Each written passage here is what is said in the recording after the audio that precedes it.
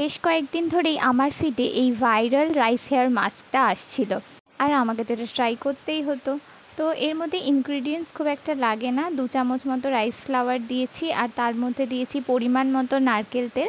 Hair length অনুযায়ী rice ফ্লাওয়ারটার কম বেশি হতে পারে।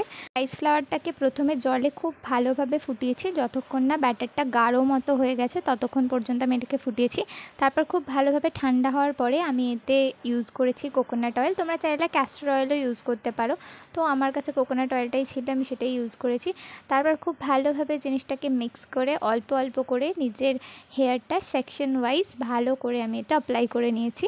সত্যি বলতে একটু টাইম নিয়ে প্রসেসটা ফলো করতে হবে, কারণ একটু সময় যায়, একটু নয় ভালোই সময় লাগে। তো অবশ্যই হাতে সময় নিয়ে তারপরেই কিন্তু এটা ট্রাই করো। আর প্রায় আধ ঘন্টা মতো এটা কিন্তু চুলে রাখতে হবে, মানে শুকনো হওয়া পর্যন্ত এটা চুলে রাখতেই হবে।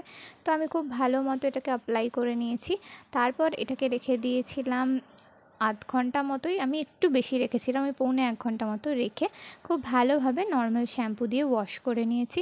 এর আগে আমি অনেকবারই রাইস ফ্লাওয়ার ফেস মাস্ক হিসেবে ইউজ করলেও হেয়ার মাস্ক হিসেবে কোনোবারই অ্যাপ্লাই করিনি। আর এবারের রেজাল্টটা আমাকে তো চমকেই দিয়েছে একদম। কন্ডিশনার অ্যাপ্লাই করলেও এতটা স্মুথ হয় না চুলটা, মারাত্মক সুন্দর আর মারাত্মক ভালো রেজাল্ট পেয়েছি। আমি তো নেক্সট বার ট্রাই করব, তোমরা ট্রাই করবে কিনা জানিও।